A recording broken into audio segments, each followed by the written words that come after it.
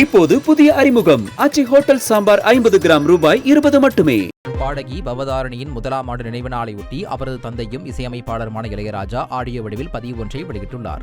பிப்ரவரி 12ஆம் தேதி பவதாரணியின் பிறந்தநாளும் திதியும் வருவதால் அன்று நினைவு நாள் நிகழ்ச்சி நடத்த உள்ளதாகவும் இசைக்கலைஞர்களும் கலந்து கொள்ள வேண்டும் என்றும் அழைப்பு விடுத்துள்ளார்.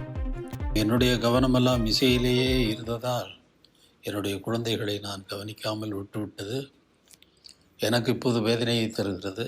அந்த வேதனை தான் மக்களை எல்லாம் ஆறுதல் படுத்தும் இசையாக இருக்கிறது என்பதை நினைக்கும் பொழுது கொஞ்சம் எனக்கும் மனதுக்கு ஆறுதலாக இருக்கிறது.